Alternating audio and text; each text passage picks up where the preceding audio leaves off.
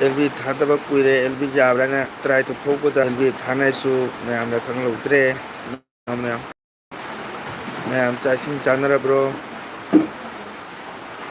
Ma'am तुमनरब्रो इचनाव ma'am नोंग याम कन्ना चूरी ngasidi हयेंगदी रोड जत्रानी जगन्नाथ रोड जत्रा लापचिता इचनाव मैम पुनम नादब जेक्तबा जगन्नाथ प्रभुना थौजानबिबो ओइरसनु इचनाव मैम पुनम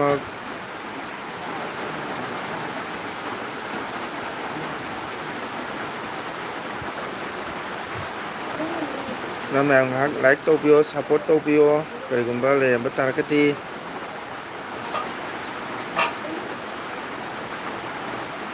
कनागुमा इचनाव लेबा तारगती लाइक शेयर सब्सक्राइब तौबियो हयेंगदी रोड जत्रानी रोड जत्रा लापचिता मैम पुनम नादब जेक्तबको जगन्नाथगी चोरंदा मोटर परेंग तुलसी मना परेंग ngam lenglina isora katpa taragadi mahi yam chaung phange ko mayam like to biyo leiramba taragadi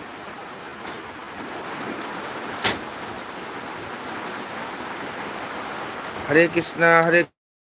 Prabhu Hare Krishna kuire udava Prabhu Radhe Krishna हयेंगदी Shri Jagannath की रोज जत्रा नुमिने प्रभु प्रभु हरे कृष्ण प्रभु राधे कृष्ण कुइरे प्रभु उदबा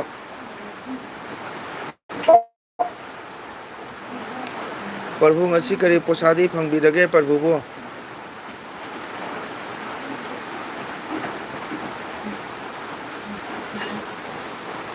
nong yam kana chui Prabhu ko sida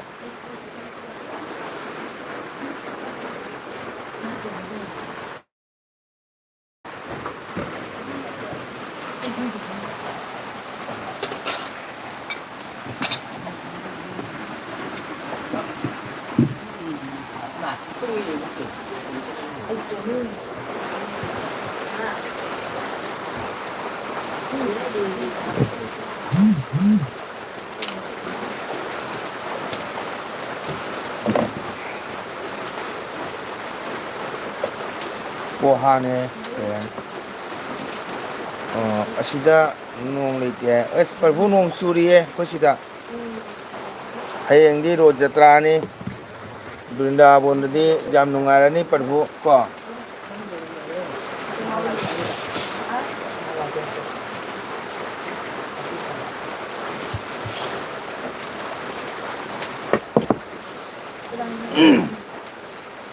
Cina ma'am ngahak changbiro support taubiyo ne jaringe sida Suraj oja joy Suraj thank you like toro jai channel da Suraj chakchara bro oja nong na lore as nong am chuye Suraj kanyang cha o chakchara bro ja chare Suraj Abhishek chare nang phone su torokte nahan WhatsApp thagido kari pau su kaim pirakte mama naba faraba Suraj ra Abhishek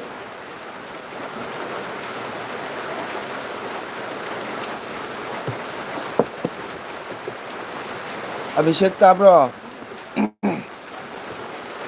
chakchara bro hare ho jaye hare ho ja ताई हो जाए अदो नंग ना WhatsApp थागी दो नंग reply सु हलकते सुनुदी WhatsApp थारे रचारे करी हिंजांग थोंगे nga थोंगी सुनुदी ना WhatsApp थारे इसै दो जारब्रायना था फार थानी फारक तोरे को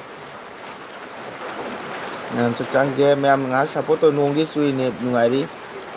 ओजा चारे ओजा करिंजा nga थोंगी nong chubro ja nong chuye bise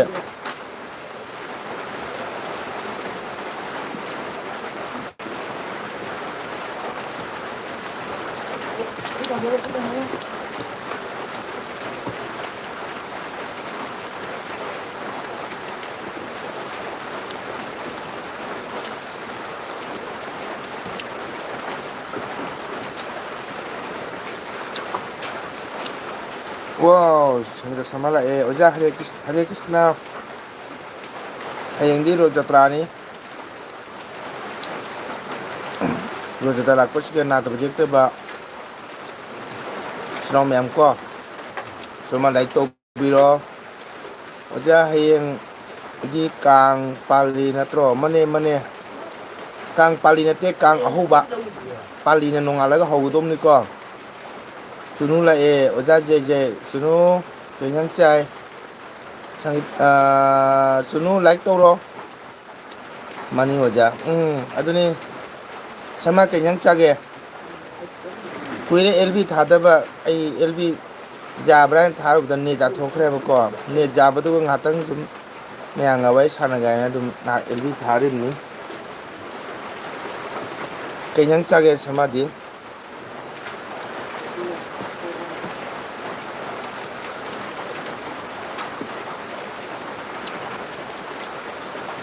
Surasna like dan na itu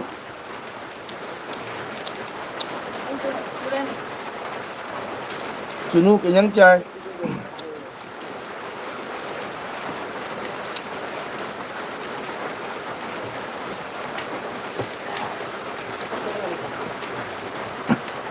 Oja hawai thong machare Surasna tho gaya hai hoi Suras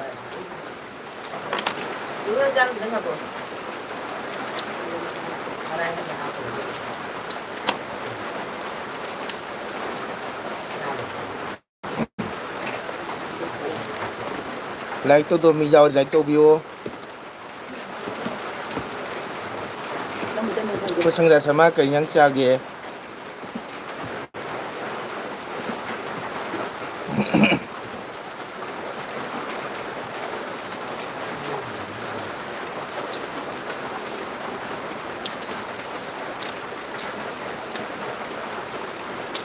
ओजाई दी थरनी दगी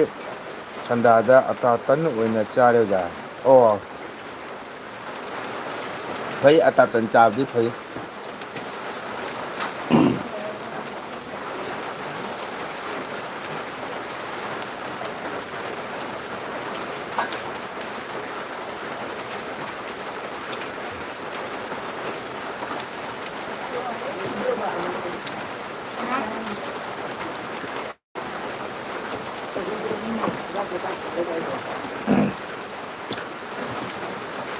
अता तन करगी चारी ना किदरो गया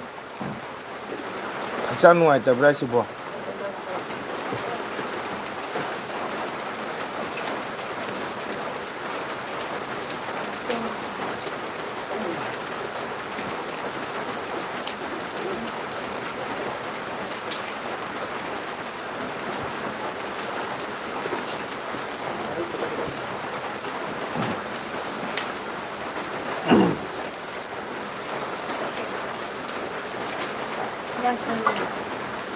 Chunu nahang itu phara bro Abhishek khumake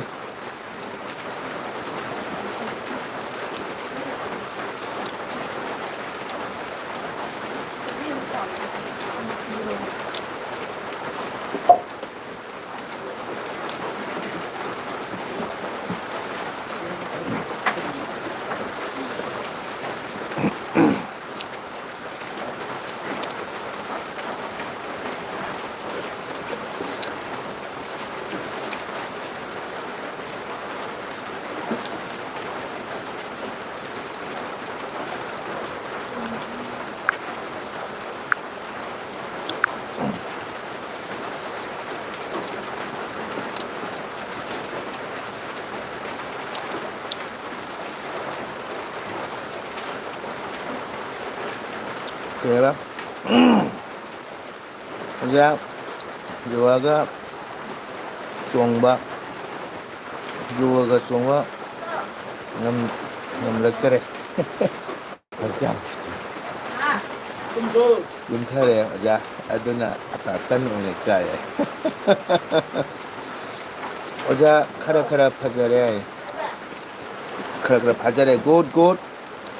kara pabdo boys to tharo Chunu like to rabo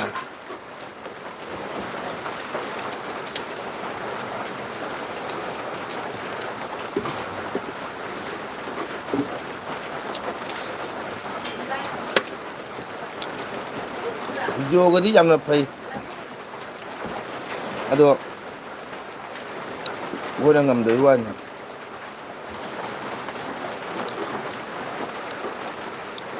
ꯑꯣ ꯑꯗꯨꯗꯤꯒꯗꯣ ꯈꯤꯇꯪ ꯅꯨꯡꯉꯥꯏꯇꯦ ꯍꯥꯏꯕꯗ ꯅꯨꯡꯉꯥꯏꯇ꯭ꯔꯗꯤ ꯚꯣꯏꯁꯇ ꯍꯥꯏꯔꯛꯎꯗꯅ ꯑꯣꯖꯥ ꯑꯗꯨꯝ ꯍꯥꯏꯔꯛꯀꯅꯤ ꯅꯪ ꯅꯣꯏ ꯀꯣꯜꯁꯨ ꯇꯧꯔꯛꯇꯦ ꯅꯪꯁꯨ ꯇꯧꯔꯛꯇꯦ ꯑꯕꯤꯁꯦꯛꯁꯨ ꯇꯧꯔꯛꯇꯦ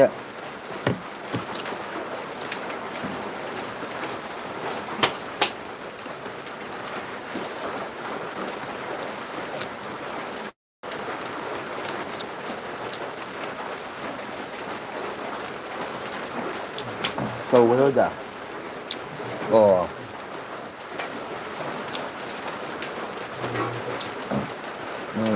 ꯅꯪ ꯍꯧꯖꯤꯛ ꯗꯤꯜꯈꯗꯣ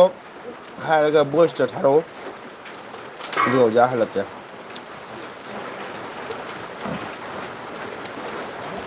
ꯑꯕꯤꯁꯦꯛꯇꯤ ꯈꯨꯝꯃꯛꯇ꯭ꯔꯦ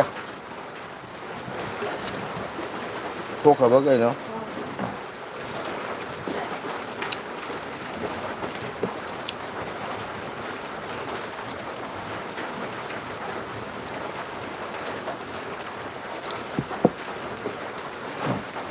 ꯑꯣꯖꯥ ꯂꯩꯌꯦ ꯑꯗꯣ ꯅꯪ ꯐꯥꯔꯁꯨ ꯍꯥꯏꯔꯛꯇꯦ ꯀꯔꯤꯁꯨ ꯍꯥꯏꯔꯛꯇꯦ ꯚꯣꯏꯁꯇꯁꯨ ꯊꯥꯔꯛꯇꯦ ꯅꯨꯡꯗꯥꯡꯗꯤ ꯁꯪꯉꯤꯗꯅ ꯑꯌꯨꯛ ꯁꯪꯗ꯭ꯔꯁꯨ ꯑꯗꯣ ꯅꯣꯏꯅꯦ ꯀꯔꯝ ꯀꯥꯟꯗ ꯊꯣꯛꯂꯛꯀꯗꯣꯏꯅꯣ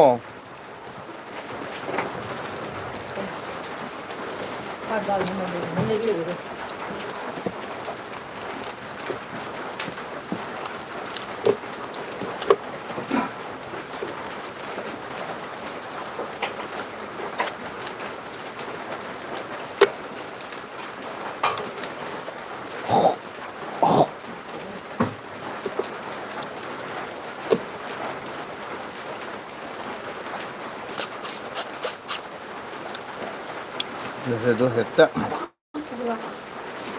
ꯎꯅꯩ ꯑꯅꯤꯅ ꯇꯧꯔꯁꯦ ꯑꯗꯨꯅ ꯚꯣꯏꯁ ꯇꯧꯔꯛꯇꯕ ꯑꯣꯖꯥ ꯑꯦ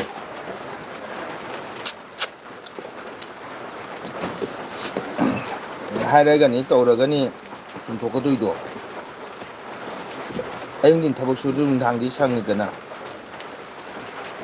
ꯑꯗꯣ ꯅꯣꯏꯅꯦ ꯀꯔꯝ ꯀꯥꯟꯗ ꯊꯣꯛꯂꯛꯀꯗꯣꯏꯅꯣ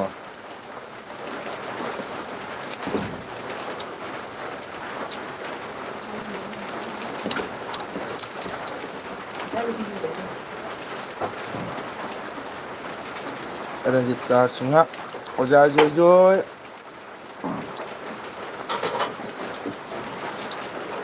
ꯊꯥꯒꯠꯆꯔꯤ ꯑꯩꯒꯤ ꯑꯦꯜꯕꯤꯗ ꯆꯪꯕꯤꯔꯛꯄꯒꯤꯗꯃꯛꯇ ꯂꯥꯏꯛ ꯃꯆꯥ ꯑꯃ ꯇꯧꯕꯤꯌꯣ ꯔꯟꯖꯤꯇꯥ ꯀꯔꯤ ꯏꯟꯁꯥꯡ ꯆꯥꯏ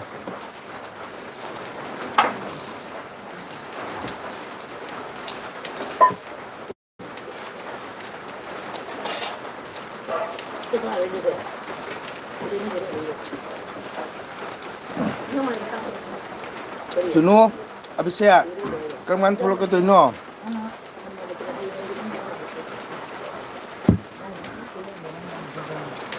ꯍꯌꯦꯡ ꯊꯥꯔꯛꯀꯦ ꯑꯣꯖꯥ ꯑꯩꯅ ꯍꯪꯉꯒ ꯍꯥꯏꯔꯛꯃꯦꯕ ꯊꯥꯔꯛꯀꯦꯅ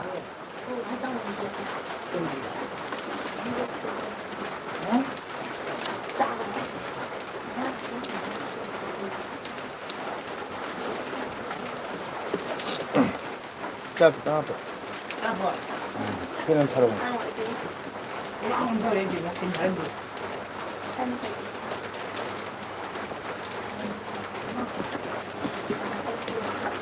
ꯑꯕꯤꯁꯦꯛ ꯑꯣꯖꯥꯅ ꯍꯥꯏꯔꯝꯗꯦ ꯅꯪ ꯊꯥꯔꯛꯀꯦ ꯍꯥꯏꯔꯛꯑꯦꯕ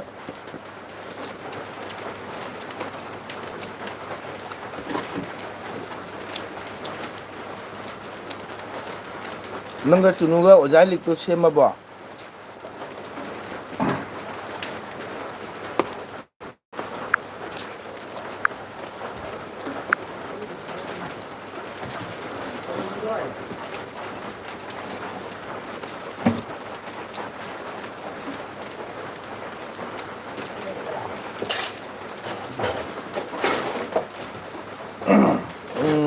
ꯏꯇꯩꯃ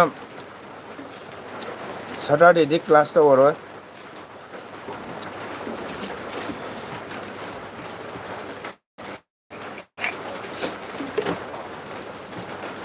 ꯁꯟꯗꯦ ꯑꯣꯏꯅ ꯇꯧꯔꯅꯤ ꯌꯥꯔꯦ Adra, apa menurut kita? Ini kenapa? Hoi oja, ai hajarake, harake oja. Ado nu ini keram kandar lak ketu ina ba.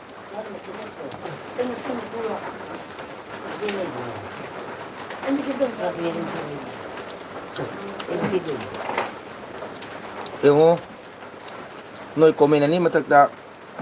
tim ni tana tim nang jan haije. Saturday class tau gadrai na. Noi nong ba hangak bo.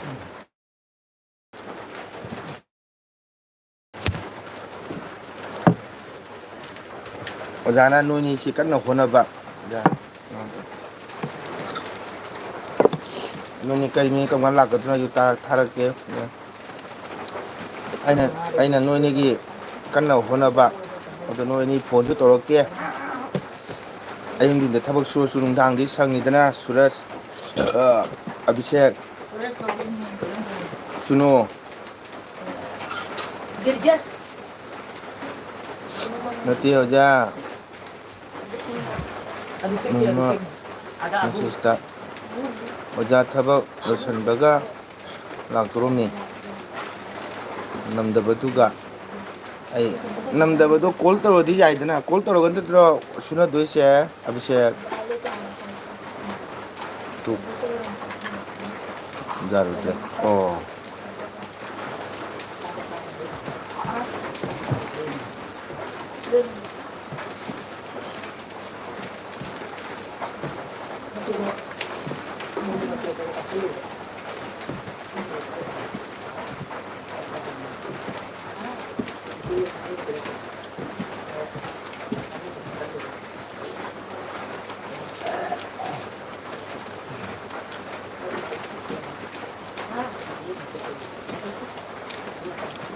sen juga just dana baduga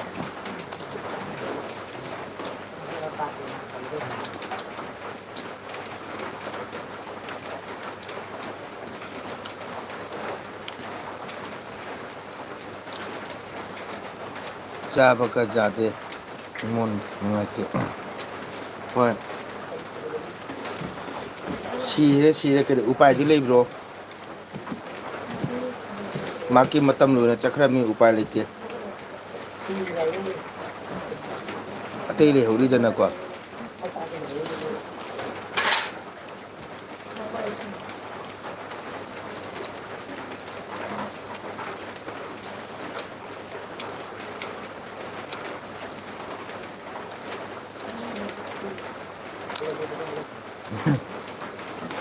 oh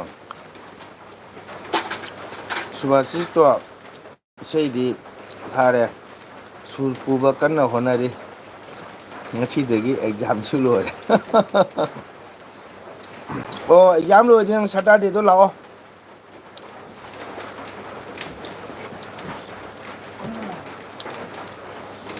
akoi yunggi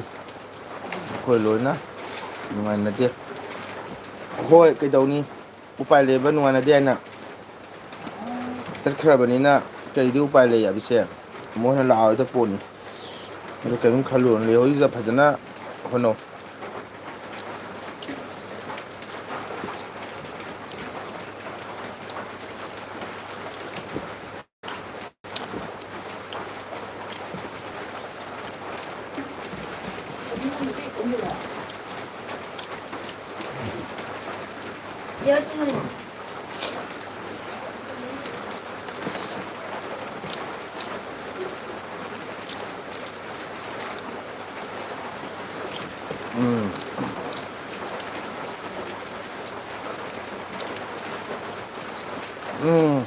ꯅꯨꯡꯊꯤꯟꯗ ꯂꯥꯛꯑꯣ exam ꯂꯣꯏꯕꯅ ꯑꯩꯈꯣꯏꯗ ꯂꯦꯛꯑꯅꯤ ꯅꯣꯡꯉꯥꯜꯂ class ꯌꯥꯎꯔꯅꯤ ꯁꯇꯔꯗꯦꯁꯨ ꯑꯩꯈꯣꯏꯗ rehearsal ꯇꯧꯔꯅꯤ ꯀꯣ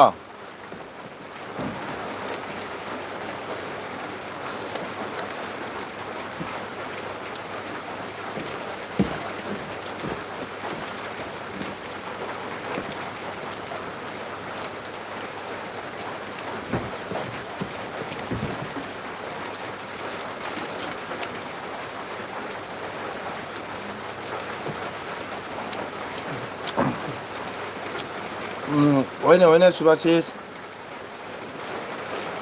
अयुक्तै लाओना ओजा होइदा अखोइदा हिंग लेगा लोंगाला क्लास जाओ चलो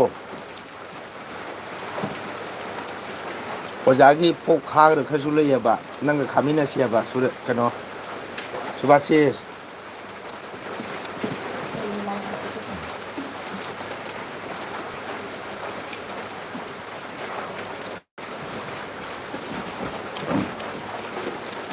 सुभाषिस ताब्रो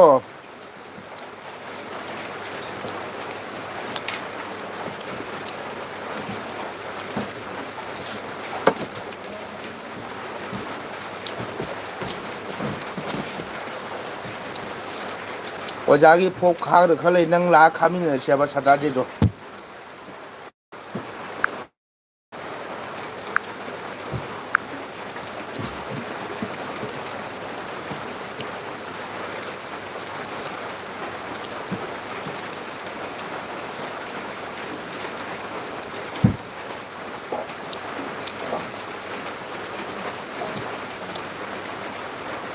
मादी सारे लमासु कन्ना तौरी ओ ओ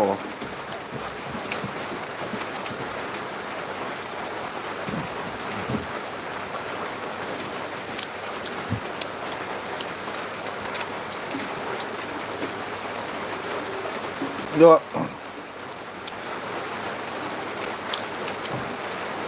सटादे दो लाओ नंगा ओजागा फोका खामिना सी नंगा पांग चांग कनगे जेंगे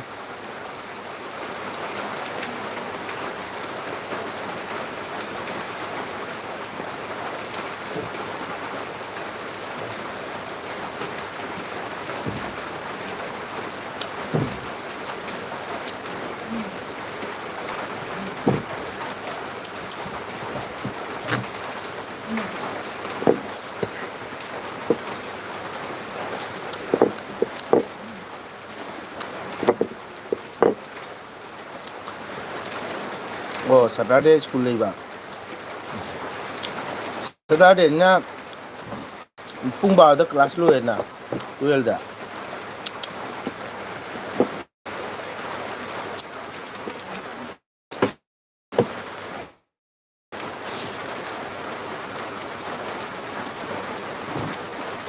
स्कूल हला पथारो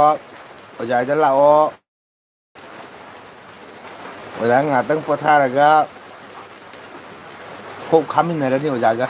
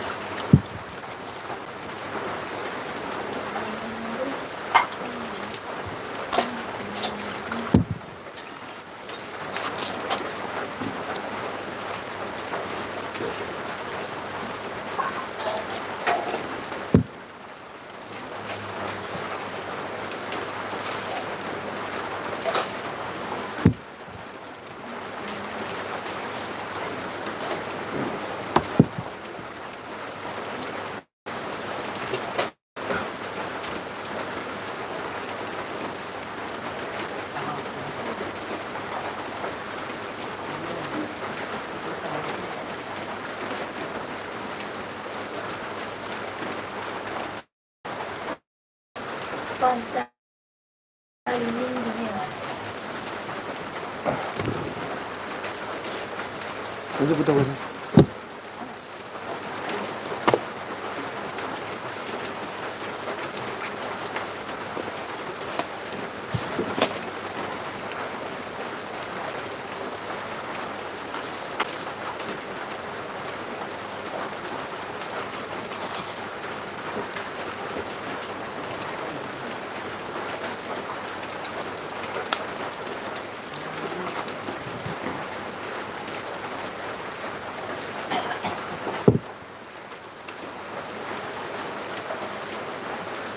मैम लेनरिबो ओजा खुरमजरी हरे कृष्णा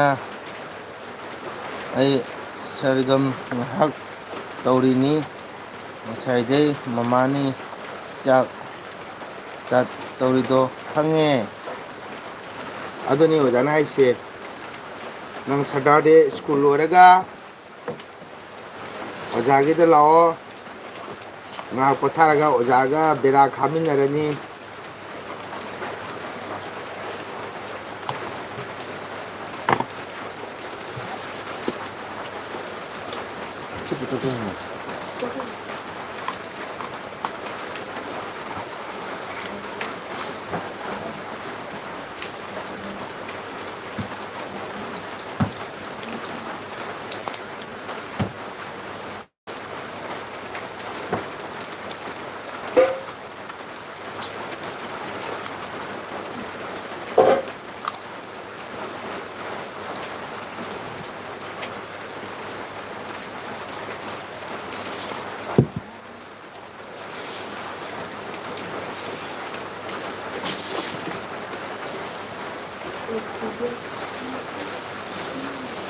संगीता शर्मा थोखरबो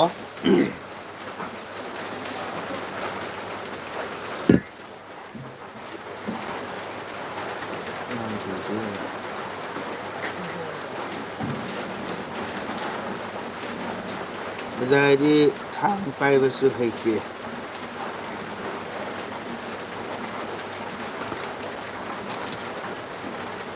वा ngangbudi हैदना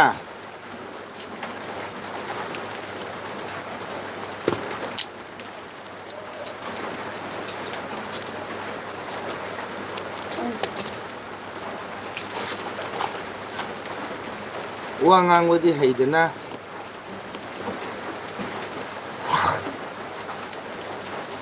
खुद ले लेदी कीजई मजा ले ओ अदी तन चारगा तुंगथर बाय खलुरे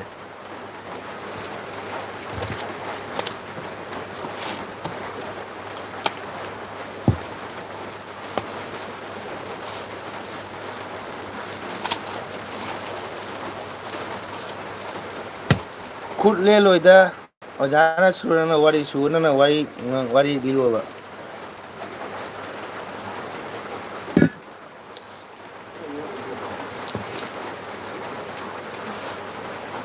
सुरसना ओजा करेगी टेब्लेट चारिनो ओजा ngarang isai chaloga hakchang nungaitadana ngarang ga ngasiga doctor chalui adugi hidak chari ni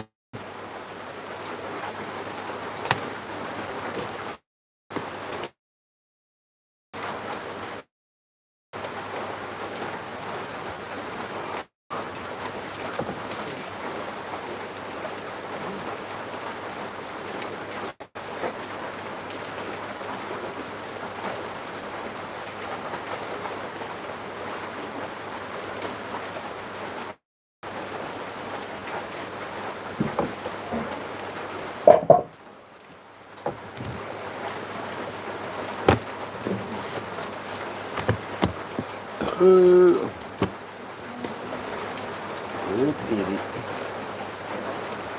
Lalu je juga.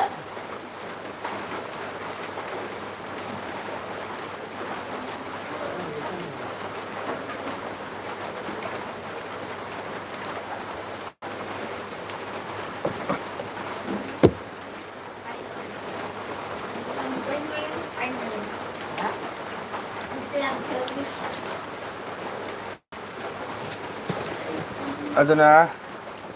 Sangeeta Sharma लेरिब्रो ओजा करेगी टेब्लेट चारि नो हाइबा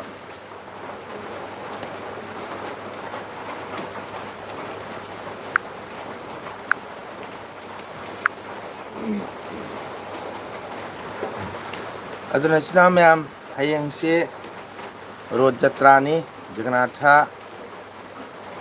बलभद्रा सुमित्रा रोड की मथक तोंगनी mana भक्त मैमना चिंगनी अदो अखोना जगन्नाथा आरती कटनै को दुगदी थुंगान खुदिंगी कांग चिंगनै आरती कटनै आंगा ngam bahayu कटनै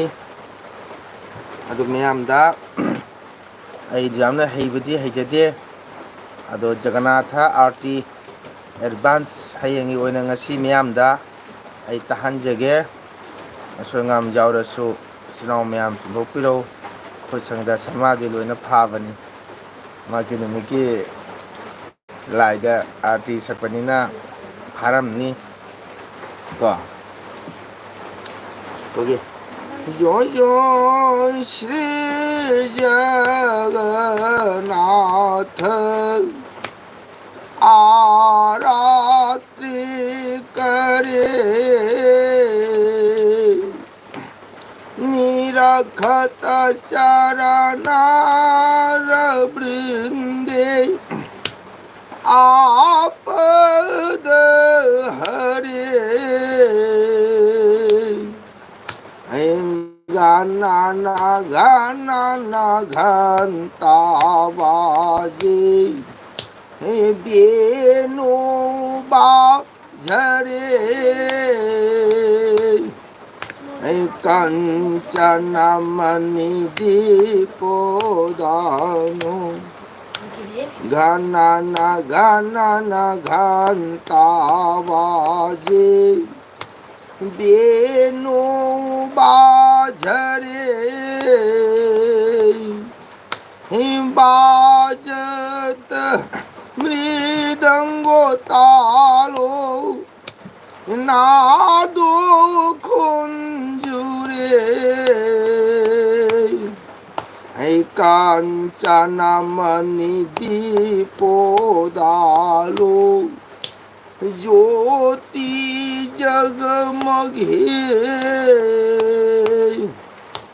गोगी तो आगरोवती कौन किंकरे इंद्रदुम्न सिंधु काजे रोहिनादो करे मारकंठ सेतु गंगा आनंद विभरे शिसगा खाइदोगा सुर नरमणि गणदारे थारे ब्रह्मा बेचरे धैनो धैनो राघव दासो आनंदो विभोरे धैना धैना राघव दासो आनंदो विभोरे ना सुमायना साया 한잘락바다 타도온다다 जय जय श्री जगन्नाथ आरती करे निरखत चरणार वृंदे आपद हरे धन धे धे धे धे धे धे धे जय जय श्री जगन्नाथ आरती आनंदे बोल हरि हरि बोलो भक्त में आना जय हरि है नाव अदुनी ओजा तानी तो है अखोई स्कूल दी छुट्टी पीदे ओजा होय प्राइवेट इना कांग दी छुट्टी पीद मायदा ओजा आई तुमुरगे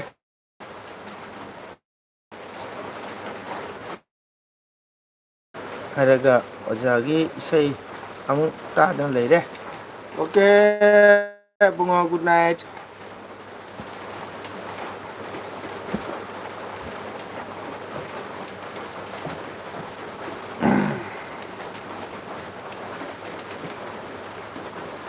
अदुना श्री जगन्नाथ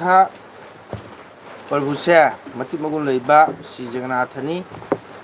अदो जगन्नाथगी हौरफम वारी जामी को अदुना जा नुंगाइरे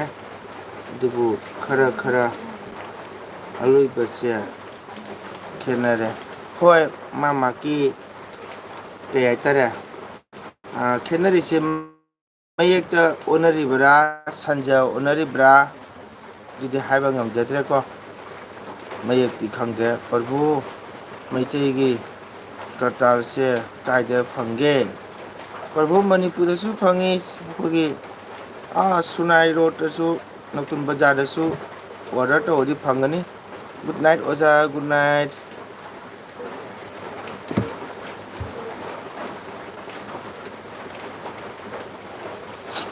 अलोइबद खेनरी से करीनो संगीता शर्मा खुगी जगन्नाथा आरती से अनी थोंग लेको सिना खर सांगे अमना खर तेली असिदी थाइनगी ओजासिंगना साम्बा सयेक मयेक मतनिको अतोप्पा मयेक ती हाइजबा ngamjadre खुगी सुरनरमणि गण दारे तारे ब्रह्मावेद उच्चरे धैना धैना राघव दासो आनंदो विभोरे सिगलो रे को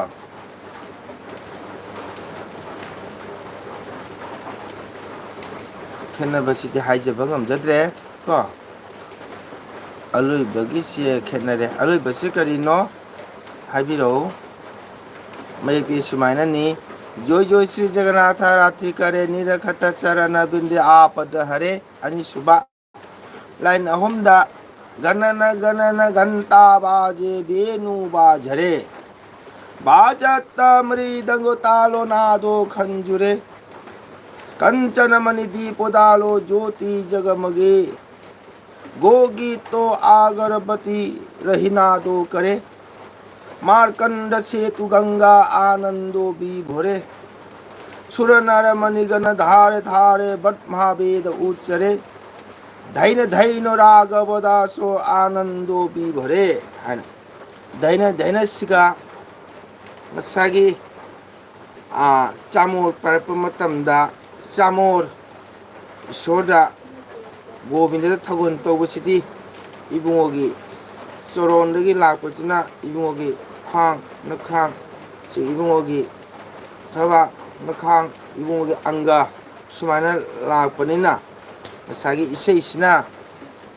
धैन धैन राघव दासो आनंदो विभरे हाइना इसेगी नियमदी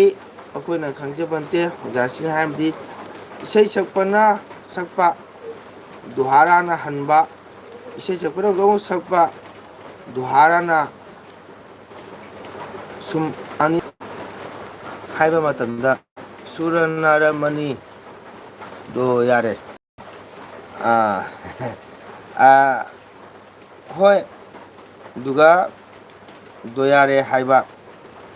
सुरनरमणि गण धारे थारे ब्रह्मावे को अदुगा सुरनरमणि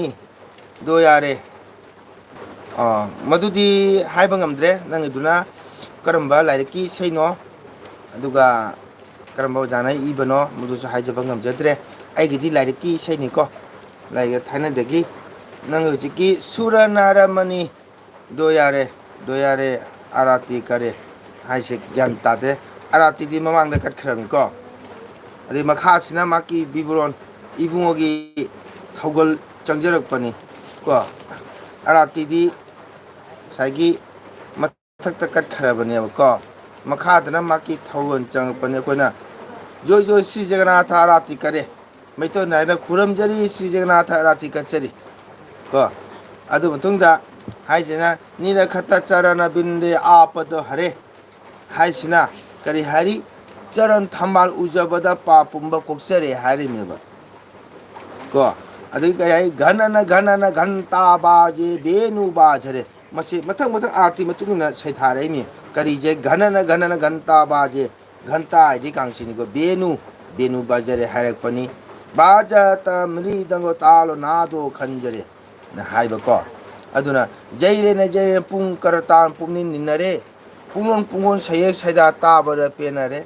सनामणि मुक्ता सिंगी मंगाना तनिक तनिक खरे हारी जगन्नाथ प्रभु की अंगर थोड़ीबा लवायद थेरिबा कीर्ति मूर्ति अदु फजग्रब सनादुना तनिक तनिक पदो मदु अखोगी छैथार सकपने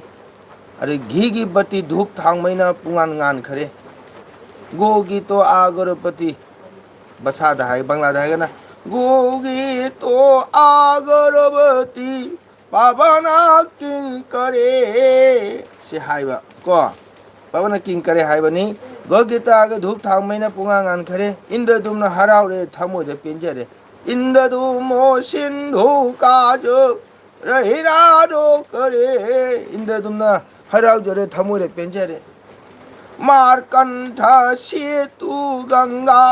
आनंदो विभरे मारकंठ सेतुदा इबुंगोना पेंजबदो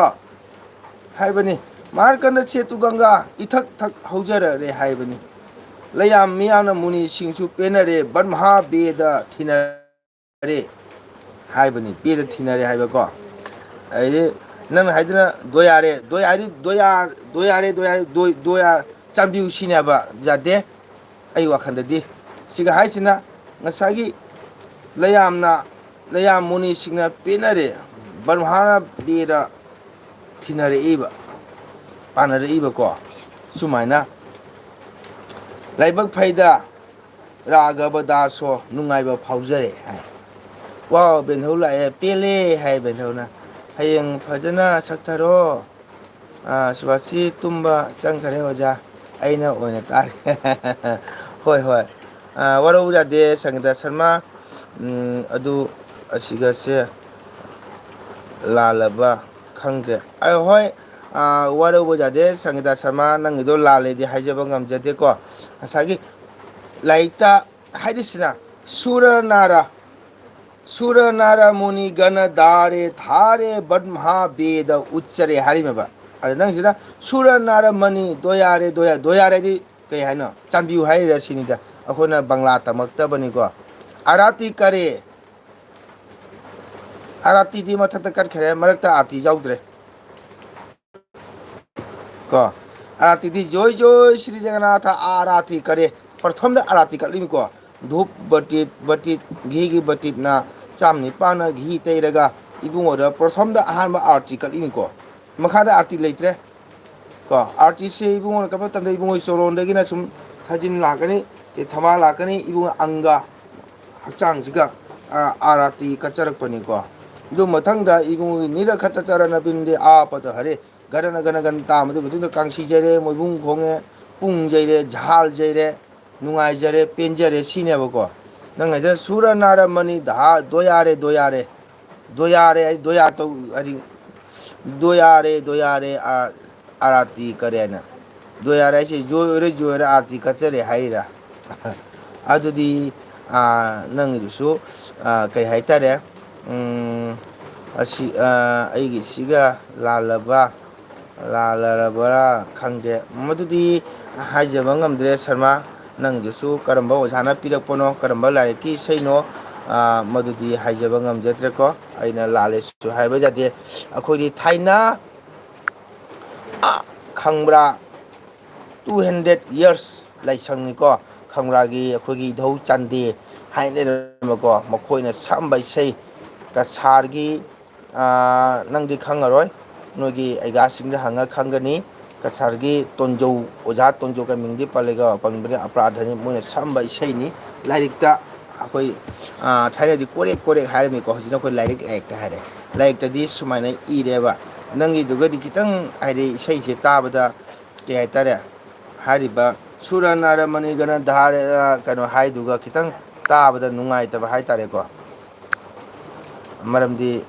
के हाइतारे सदंग दोयारे आरती करे हाइसे मजी मरकता आरती याउद्रे को दोयारे आरती दोया तो ngak changbiu आरती कचरी हारिब्रा मसिदि हाइ ngamdre अखोना बेंगुली तमक्तबनिना अदिदि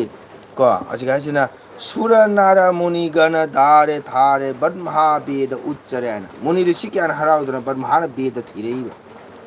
इमन्न को तुकी मति नुंगाइ बचे को अदुनी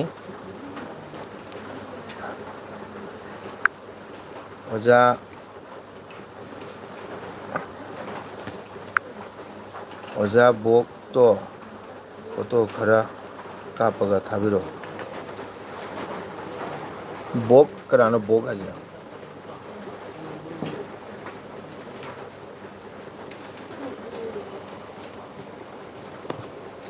तानु तानुना तादो ताब्रा हंगी अना हंदकसे थादे हाइखबनी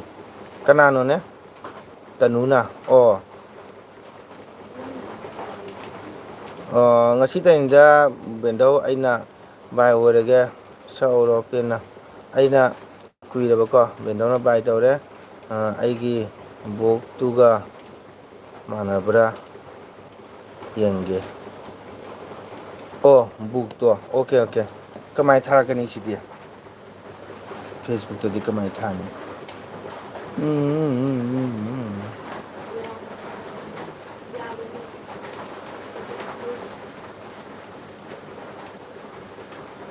Sinida nuga hoi arati manar masujai kenera masujai ko aduga sai maraki doyare si akoi tajadi bam ko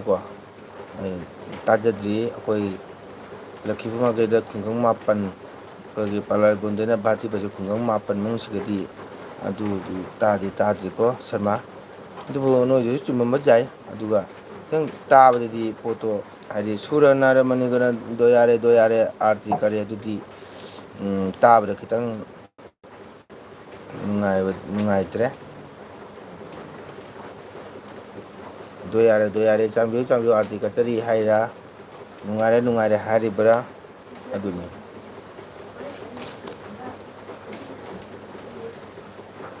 ꯁꯨꯔ ꯅꯥꯔꯃꯅꯤ ꯒꯅ ꯁꯤꯒ ꯂꯩꯌꯥꯝ ꯃꯤꯌꯥꯝꯅ ꯃꯨꯅꯤꯁꯤꯡꯁꯨ ꯄꯦꯟꯅꯔꯦ ꯕ꯭ꯔꯍ꯭ꯃꯥꯅ ꯕꯦꯗ ꯊꯤꯅꯔꯦ ꯂꯥꯏꯕꯛ ꯐꯩꯗꯥ ꯔꯥꯘꯕꯗꯥꯁꯣ ꯅꯨꯡꯉꯥꯏꯕ ꯐꯥꯎꯖꯔꯦ ꯍꯥꯏꯕꯅꯤ ꯀꯣ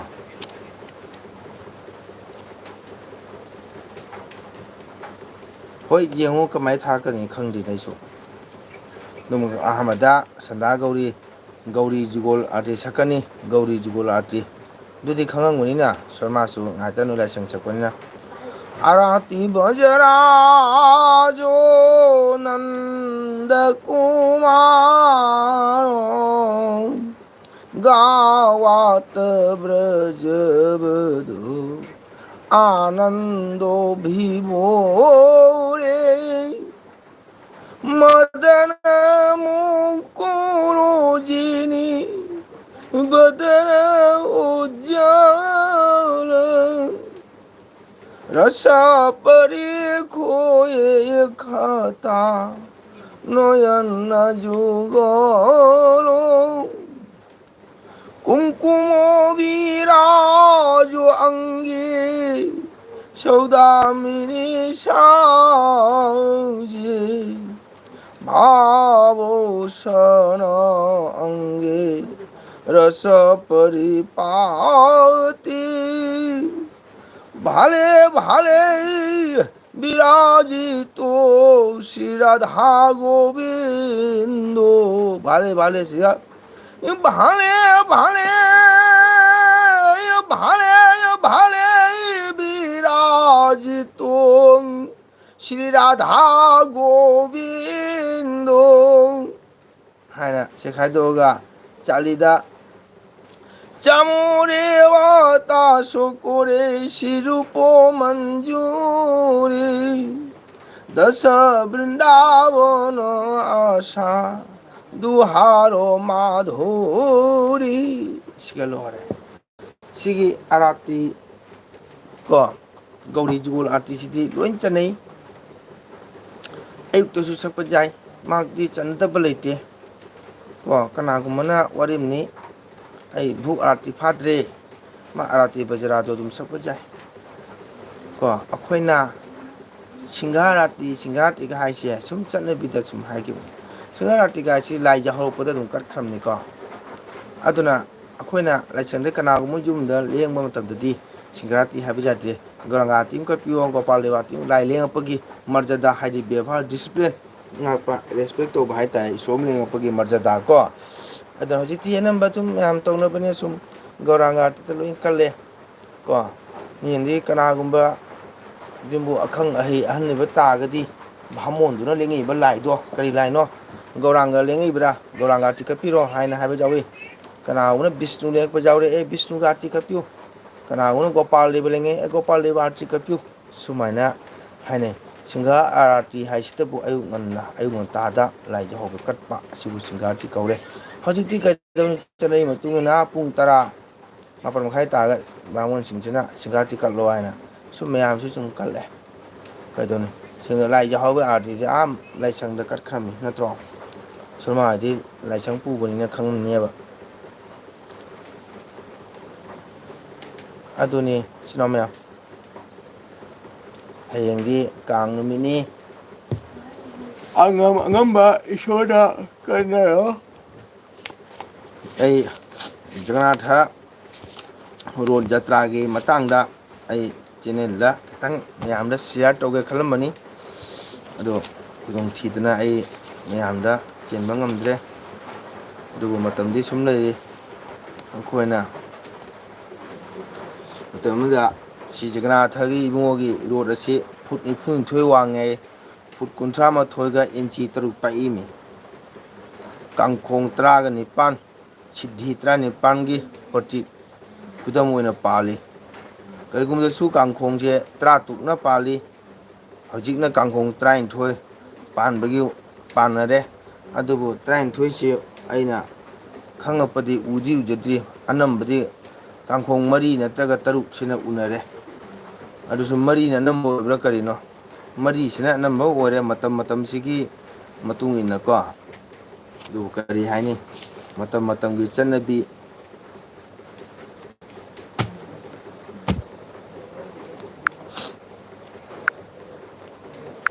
ꯑꯗꯨꯅ ꯍꯧꯖꯤꯛꯇꯤ ꯀꯥꯡ ꯁꯥꯕꯗ ꯑꯩꯈꯣꯏꯒꯤ ꯁꯤꯖꯤꯟꯅꯔꯤꯕ ꯃꯥꯒꯤ ꯀꯔꯝꯕ ꯎꯅꯣ ꯀꯔꯤꯅ ꯆꯟꯒꯗꯧꯕꯅꯣ ꯃꯗꯨ ꯂꯣꯏꯅ ꯂꯩꯔꯤꯅꯤ ꯍꯧꯖꯤꯛꯇꯤ ꯎꯄꯥꯏ ꯂꯩꯇꯦ ꯃꯇꯝꯒꯤ ꯆꯠꯅꯕꯤꯅ ꯌꯣꯠꯅꯒ ꯑꯗꯨꯝ ꯀꯥꯡ ꯁꯦꯝꯅꯔꯦꯀꯣ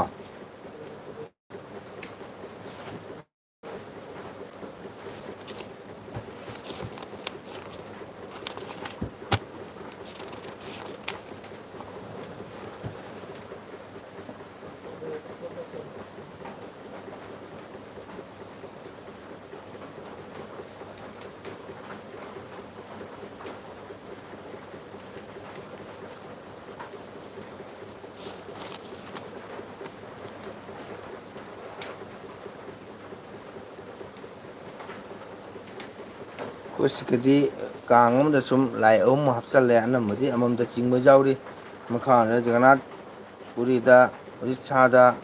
ꯕ꯭ꯔꯤꯟꯗꯥꯕꯣꯟꯗꯗꯤ 3ꯃꯛ ꯆꯤꯡꯉꯤꯃꯤ ꯇꯣꯉꯥꯟ ꯇꯣꯉꯥꯟꯅ ꯕꯂꯚꯗ꯭ꯔꯒꯤꯅ ꯀꯥꯡ ꯑꯃ ꯔꯣꯠ ꯑꯃ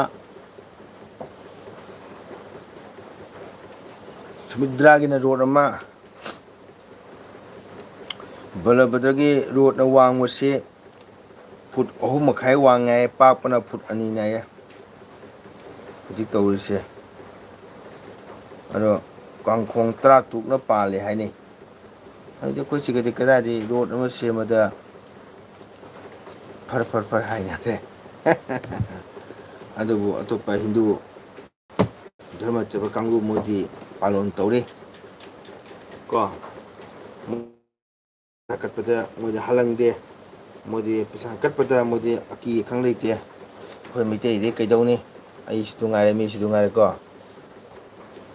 ꯍꯌꯦꯡ ꯀꯥꯡ ꯂꯥꯛꯑꯦꯅ ꯕꯖꯥꯔꯁꯤꯒ ꯂꯐꯣꯏ ꯂꯐꯥꯡ ꯂꯩꯕꯗ ꯂꯐꯣꯏ ꯌꯣꯝꯗꯨꯅ ꯃꯅꯤꯄꯨꯔꯤ ꯔꯣꯠ ꯖꯇ꯭ꯔꯥ ꯍꯥꯏꯁꯦ ꯍꯥꯏꯅ ꯂꯨꯄꯥ 50 ꯄꯤꯕ ꯂꯐꯣꯏꯗꯨꯒ ꯂꯨꯄꯥ 70 30ꯒ ꯍꯥꯏꯌꯦ ꯃꯗꯨ ꯇꯥꯡꯉꯦꯅ ꯂꯨꯄꯥ 20 ꯄꯤꯕ ꯂꯐꯣꯏꯒ ꯂꯩꯅꯔꯤꯅꯤ ꯍꯩꯅꯧꯒꯁꯦ ꯍꯧꯖꯤꯛ 90 ꯇꯒ 30 110ꯒ ꯄꯤꯅꯔꯦ ꯂꯥꯏꯒꯤꯅꯦ ꯍꯥꯏꯅ ꯍꯩꯅꯧ ꯄꯋꯥ ꯑꯃꯒ ꯂꯧꯕꯗ 1ꯒ ꯂꯧꯕ ꯌꯥꯎꯅꯔꯤ ꯑꯩꯈꯣꯏ ꯃꯩꯇꯩꯒꯤꯗꯤꯀꯣ ꯑꯩꯁꯨ ꯉꯥꯏꯔꯦ ꯃꯤꯁꯨ ꯉꯥꯏꯔꯦ ꯂꯥꯏꯅ ꯀꯠꯀꯗꯕ ꯑꯣꯏꯗꯤ ꯌꯥꯝꯅ ꯇꯅꯥ ꯇꯥꯅꯤ ꯇꯧꯔꯦꯕ ꯂꯨꯄꯥ 50 ꯂꯐꯣꯏꯗꯣ 50 ꯄꯤꯒꯦ ꯌꯥꯗꯦꯅ ꯂꯧꯗꯕꯁꯨ ꯌꯥꯎꯔꯤ ꯑꯗꯨꯃꯥꯏꯅ ꯇꯅꯥ ꯇꯅꯤ ꯇꯧꯔꯒ ꯀꯠꯂꯒ ꯂꯥꯏꯅ ꯂꯧꯒꯗ꯭ꯔꯣ ꯚꯒꯋꯥꯟ ꯍꯥꯏꯁꯤꯅ ꯊꯃꯣꯏ ꯇꯤꯡꯅ ꯀꯠꯄꯗꯣ ꯃꯗꯨ ꯀꯠꯂꯨ ꯁꯤꯅꯦꯕ ꯚꯒꯋꯥꯟꯅ ꯂꯧꯗꯣꯏꯁꯤ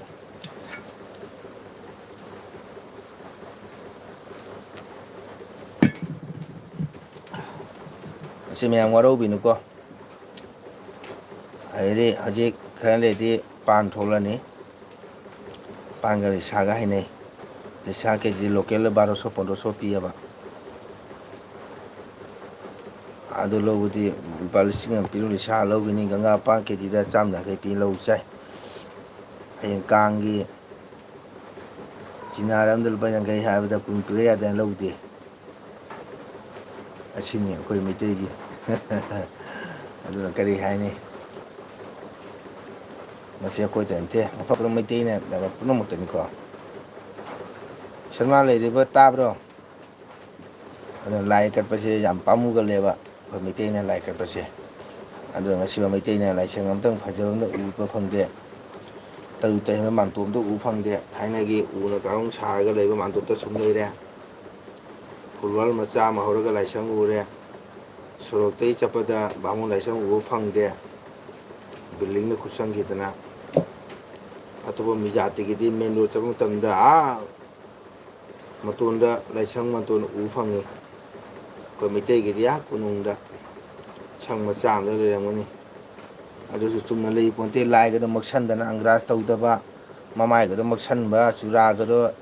ꯂꯩꯀꯥꯡ ꯀꯥꯕ ꯑꯃꯇ ꯑꯩꯈꯣꯏ ꯃꯩꯇꯩꯗꯤ ꯑꯅꯝꯕ ꯂꯥꯏ ꯀꯠꯅꯤꯡꯗꯕꯅꯤ ꯂꯥꯏ ꯀꯠꯂ ꯀꯔꯤ ꯀꯥꯟꯅꯕꯅꯣ ꯕꯥꯃꯣꯟ ꯍꯔꯥꯎꯅꯕꯅꯦ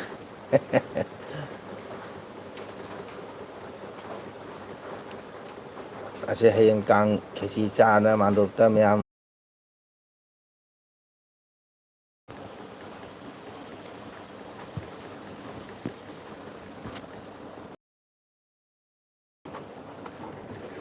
ꯅꯦꯠ ꯅꯨꯡꯉꯥꯏꯇ꯭ꯔꯦ ꯕꯥꯏ ꯑꯣꯏꯅꯔꯁꯤ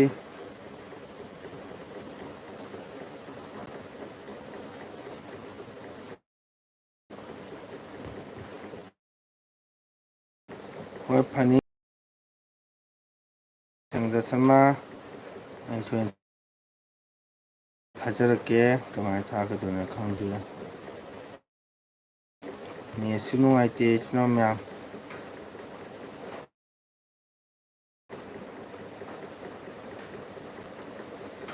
ꯉꯥꯛꯇꯪ ꯑꯣꯏꯔꯕꯁꯨ ꯑꯩꯒꯤ ꯑꯦꯜ ꯄꯤꯗ ꯆꯪꯕꯤꯔꯝꯕꯤ